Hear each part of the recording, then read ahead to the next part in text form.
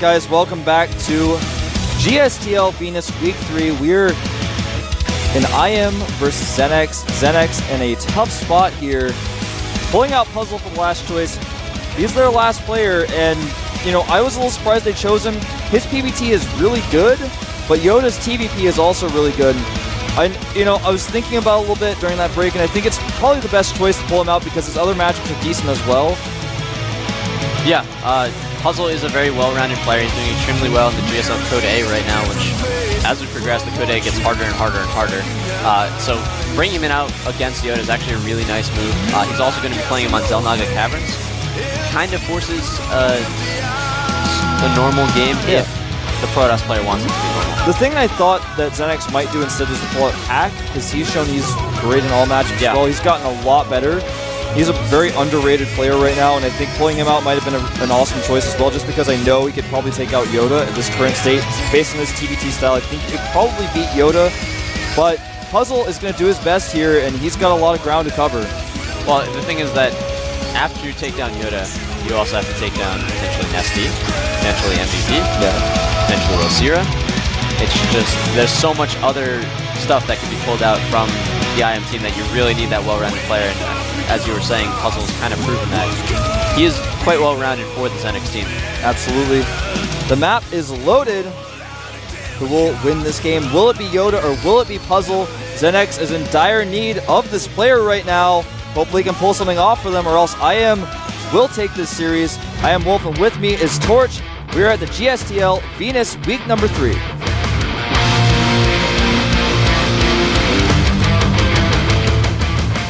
Alright, down at the bottom left, a member of the team IM, named after a Star Wars character. He is... I am Yoda!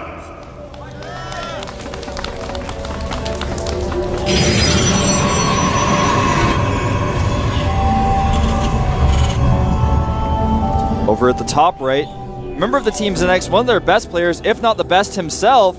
He is... ZeNEX Puzzle! He's shown some awesome builds PvT, I have to say. I think he's a great choice for this match. I just don't know if he can actually pull off the rest of them. So that's why I was a little perplexed by that choice. I think he may be able to do it. Like, don't count him out. Well, he's got a lot of control. The Protoss player can kind of set the pace of the game in Xel'Naga Caverns. If you go from like a 3-gate opening, it's very difficult for the Terran player to do any sort of early aggression unless they're going all in. And then after that, you can expand nicely. You force the Terran player to expand as well. Kind of what he's most likely going to be going for here, because Yoda can pull out some very interesting strats, like nuking, maybe? He may do something like that. I don't think we'll see that same ghost build from him again. I would be a super fan if he did. Well, I don't think Puzzle is going to fall for it, at the very least. I think what we'll see from Puzzle is a very safe game in this first game. He has to win this game, obviously, in order for his team to even have a chance of continuing. Then he's going to win 2 more games after that, possibly like you were saying against Nesty, Losira, MVP, or any 2 of those players. Could be anyone. It could be Younghwa, who's the king of PvP changing. You just don't know. It could be Seed. IM is a scary team. They are. All of their players are really good. There's no player in there that I would think is particularly weak. I think matchup. If we were playing like a instead of 4 players coming out for each team, more like 9 or 10, or just the full roster, IM would take every single match hands down. But anyway, it's going to be a 4 versus 4 here, and we are on. It's not a 4v4. What are you talking about? This isn't Extinction or whatever that map was called. Oh god. Yeah. I would love to see that actually. Well, interestingly enough, we do have the Ghost Academy once again. And he lets the probe see. Did you notice? He let the probe see the tech lab. If he had micro just a little bit better, he could have stopped the probe from seeing everything. He let the probe see the tech lab. Well, if he didn't micro at all, he probably would have prevented the site going down there. So seeing the tech lab again, as you were saying in the last game, kind of indicates that there's a Marauder going to be coming out. That Marauder means that the Terran player is going to be a lot more defensive usually, unless there's 2 barracks going up. So it's kind of going to be in Puzzle's mind that this strategy is going to be coming out here, but how often are you really going to see it twice? Like, do you really think that your opponent's going to do the same thing twice? Exactly. That would be going through my mind at this point. I'd be going, well, this time he's actually probably going to do the Marauder expand. I think that's what he's going to do. The Tech Lab isn't as fast this time, though, as it was last time. He's doing a very different type of ability. Didn't make the Reaper, for example. He's making a bunker at the top of his ramp, and it's basically going up against a one-gate Robo build. Second gateway has gone down, so it's going to be kind of a two-gate Robo expand. Yeah, but as I was thinking about the last game, I didn't say this on air, but even if he doesn't do the cloak damage early on, he still has a lot of power with this build. He can get up an expansion early and can defend it really, really nicely. Getting that Ghost out, you can also EMP the Observer that's needed to counter it. Exactly. And then when you do that, you take it out very, very easily, and then you just force constant Observers to be coming out, and with that, it's very difficult to get out the anti-Bio army that the Protoss needs. He's got Marauders in this mix. He's going to attack the Protoss right now. Well, he's got Sentries. Those Sentries are split. Uh-oh, this probe could see everything. Not with a bunker there. Oh! Maybe. Oh my god. Oh, but he might not see it. The SCV is frantically trying to stop him. He's most likely not going to see it. Yep. If you were a few seconds later, you would have actually seen the Ghost be produced. The bunker... He didn't see it. The bunker was in the right spot, but the thing is that it only had one Marine. Yeah, there was only one Marine. Marine. He wasn't able to kill it quite quickly.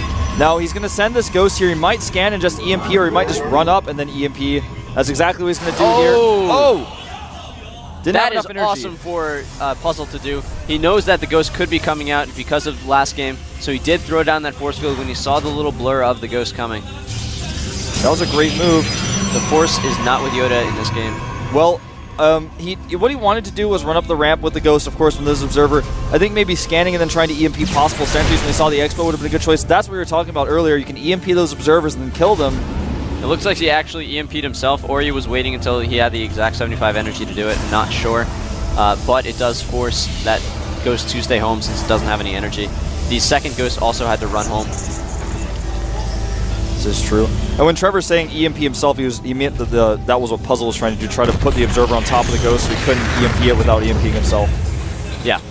He wasn't saying the Ghost was actually just trying to EMP himself. That doesn't make any sense. Energy suicide. Yeah. But so we do have an expansion coming out here for Puzzle. This is really good. Yoda's going to do the same thing, and if he goes for a really aggressive play, the Immortal that's out here for Puzzle can get EMP'd and then taken out very easily by the Marauders. The Hardened Shield, when it's not there, the Immortal does a lot of damage, but it also goes down very, very quickly as well. Indeed it does. Now, this probe's going to come out here. He wants to see the expansion time. He wants to see how many bunkers are being made. Forge going up. Observer coming out. And no Robotics Bay just yet. He hasn't added his gases at the natural. This probe actually is able to sneak in here. He sees there's nothing in the bunkers, at least not just yet. He also was able to see the command center has not yet been planted. Looks like he's going to get aggressive with those Immortals. The issue for Puzzle here is his entire army is very vulnerable to EMPs. If he does not split his army well, a good EMP can kind of take out the entire power of his army. The Sentries are there pretty much just for their abilities. The Immortals are there because of their shields. So when you remove both of those things from the Protoss army, it's very, very difficult for them to fight the Bio army as soon as Stim gets finished, which will be in the next 10 seconds. Yeah, I think this actually is not the best idea. He may be able to do a lot of damage here. I'm not sure if I agree with this choice. Looks like he's going to go for it. He got another Stalker here.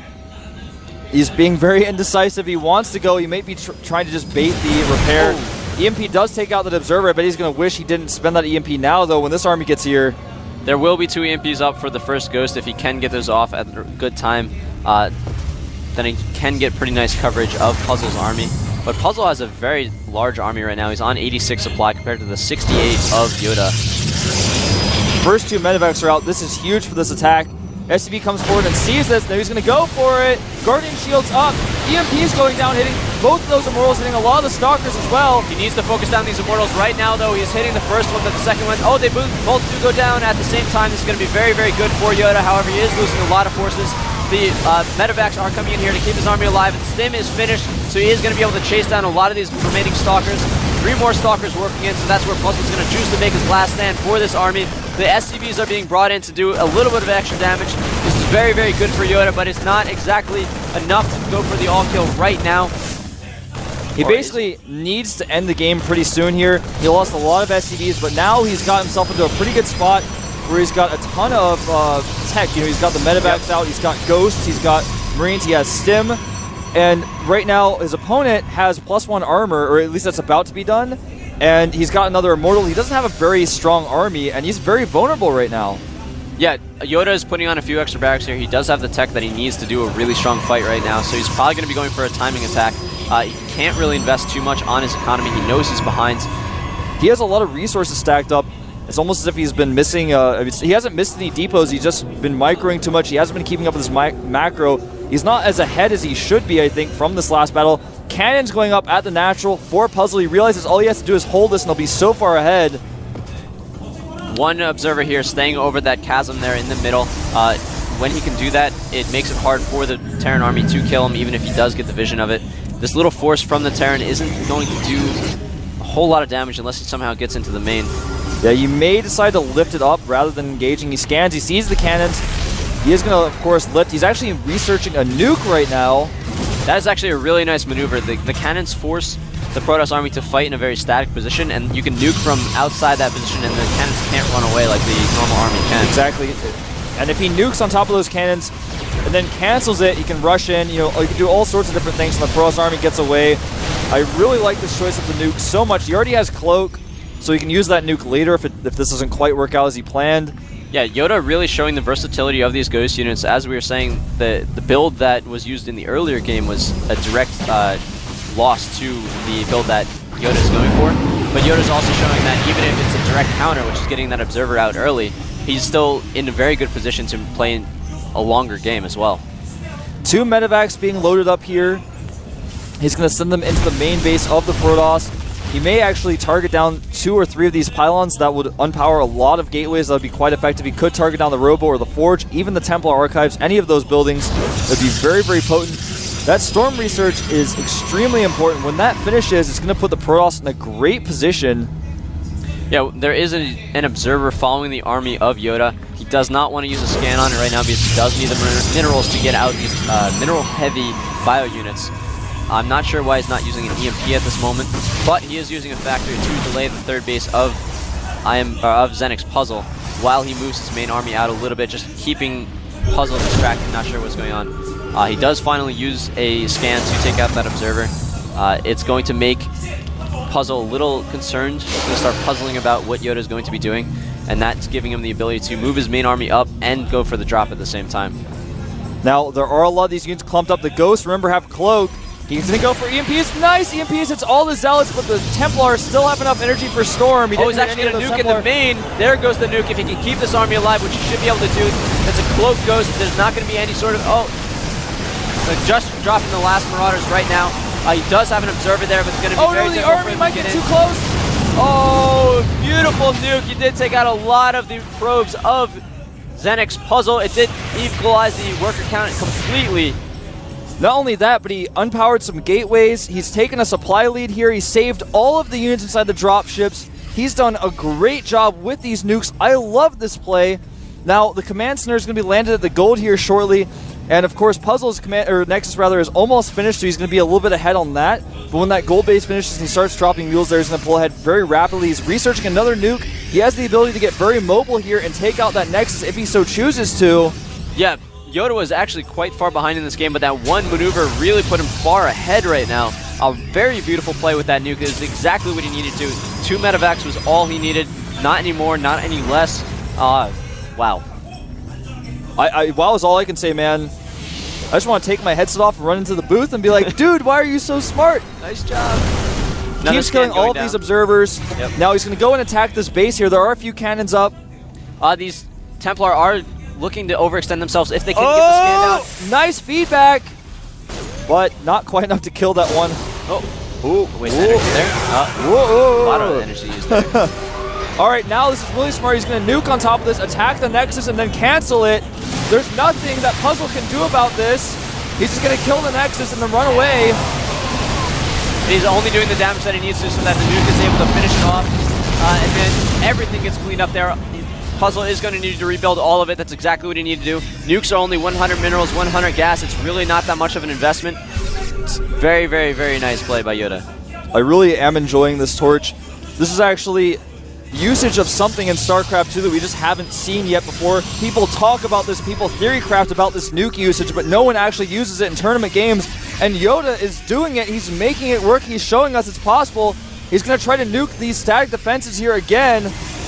Good feedbacks though, and he actually decides to EMP instead. Does get stormed, but engages very carefully a lot of those units on very low hit points. Engages the army once again, and of course the force field's not actually helping out as much as he would have liked. He wants to storm these units. The Zealot's doing a ton.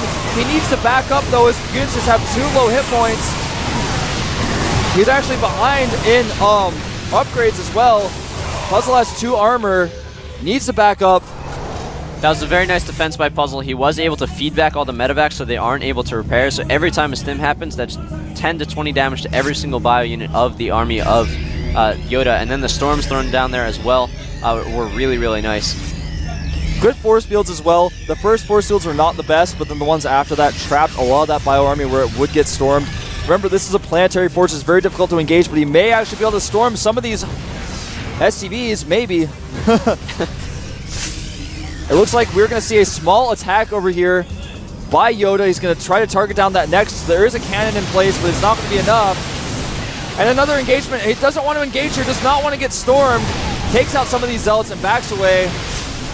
It looks like these Marauders are going to be caught by the charged Zealots. Trying to outmaneuver him at every turn, going back and forth, but Puzzle is on top of it. He's very scared, though, about engaging this army. If one bad storm goes off, he could end up losing a ton of Zealots. He's starting to run a little bit low on storms. That force that was trying to attack the third of Puzzle did actually meet up with the medevac, so it was able to get enough energy to stay alive for the meantime. It is going to back off and rejoin the main force, so not too much losses there. It was actually a really nice maneuver. Puzzle's starting to fall a little bit behind on supply at this point. Because, it's starting to get a little bit ahead on supply. His opponent's starting to fall back on supply because he keeps losing units here and there. He has to be very careful with how he engages this. He needs to take a 4th base. He has started that 4th command center right now. Worker count pretty much even for these guys. Puzzle's going to have to cancel this Nexus. Nuclear launch detected on top of the army and on top of these stacked defenses. It's going to be very difficult for... Oh, he's going to bait the units in. Puzzle doesn't realize what's going on. He doesn't realize what's going on. The nuke's Ghost does get taken out. The nuke just gets canceled. That's awesome timing by Puzzle. He is going to be able to push back the rest of this army as well. 1 extra second, and that would have changed the battle completely, but Puzzle is going to be able to push back and force the army of Yoda to go back and get reinforcements. That was intense, Torch. I was like, he doesn't know what's going on, but he actually did, and he was just like, I'm going to kill this Ghost now. That was so tense. If he had been, like you said, just a second later, he would have lost the entire game. That is a ballsy move. Wow. I was just speechless during that. Is it going to land? Is it not going to land? Is that going to be the game? But we do have another battle going on right now. Man. There are so many storms here. There's so many Archons. I don't know if Yoda can hold this. 2 really nice storms taking out a very large force of the bio, and another one going down to take out the rest of it. There's not a whole lot of reinforcements here for Yoda.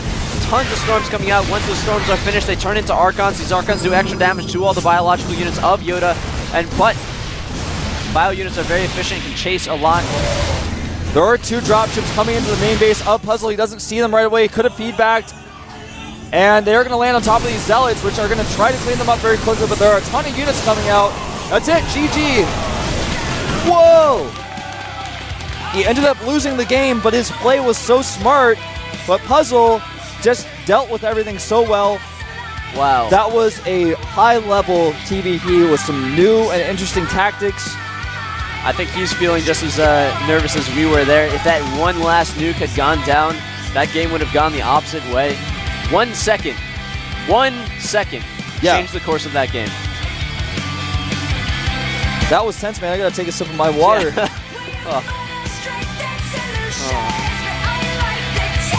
I don't know what to say. I know what to say. These guys are sick. Yeah, they are awesome. I think Yoda is my new favorite player. Even though he didn't win that game, he showed exactly what you can do with the Ghost, how powerful it is. He was behind in economy almost the entire game. He's still able to keep a supply lead the majority of the time. After that first nuke landed, he was able to really have a lead for a lot of it. Well, he basically used nukes in such a way that he controlled the engagement. Yep. It's how Terrans use planetary fortresses, where they can just fall back to it just barely. The Protoss falls back, then they chase them, and they do that little dance. You just force engagements to be your way in late-game TVP. You drop a nuke, and then he has to run away. You know, you're not going to kill his Nexus with the nuke. You run your Marauders forward and kill the Nexus, and then leave. And he can't stop you because the nuke's going to land of his army, and you're just going to pull back if he tries to attack. Great usage of the nuke. Yeah. Awesome play. And he gets them out so early, so they build up the energy early. If the Protoss is to go for something like airplay from the Stargate, you kill them immediately like we saw in the other game. If he gets the Observer out early, well, you can kill the Observers with the EMP. Wow. He constantly scanned and killed the Observers wherever they were. He used some EMPs to kill Observers as well. He kind of tried to minimize his opponent's knowledge of what kind of units he made. I think his downfall was he didn't make enough medevacs. Yep. And he also made a few too many ghosts at the end. He had like 5 ghosts in production at one time when his units were really low on health. And I was like, no, you need some more Marauders right now. You can't afford those ghosts. You don't need those ghosts right now. Maybe could have mixed in 2 more ghosts and kept the Marauder count up because just needed some new, fresh units to come in there. If he had just kept some more fresh units or had a few more medevacs out, I think he would have been able to win that game. But Puzzle played brilliantly. He capitalized on every weak moment. He attacked always in the right place. You know, he dealt with the nukes patiently. There were some cases where he couldn't really deal with it, but that's just how it is, man. All right, we're going to find out who IM's going to send out next. It could be, well, it's going to be Lucira. It was a fake. It's like the cameraman knew it was going to be Lucira. The fake guy wasn't even on camera. All right, so it is going to be Lucira. It's going to be a CVP. Yeah. Oh, I'm still not completely over that last game. You're still not completely over it? I think another issue that Yoda had was he didn't get out enough of an economy. He was able to balance it out towards the end of the game, but he was behind all the way up until that point. And then at the end of the game, the Protoss was already getting the tech that he needed to, so it didn't matter. Obviously, guys, to talk about Lucira a little bit, he made it to the round of 16 just recently, of course, has advanced to that, and of course made it all the way to the round of 8 last season of Code S. He's got 18 wins and 8 losses in his recent results. That's actually a really good win rate, over 50%, and that's a lot of games played. So, you know, it's like 56%, 60% or so win rate. And no, I'm sorry, that's 18 wins with 8 losses. I don't trust your math, I'm sorry. I'm sorry, I was thinking it was like 8 out of 18 games. When you say numbers, I'm just like, probably not correct. I can turn my brain off. Yeah, that was like 18 out of 24. It's like exactly 66%. All right. Cool story, bro. That's not 24, though. It's 26 because 18 plus 8 is 26. All right, so anyway.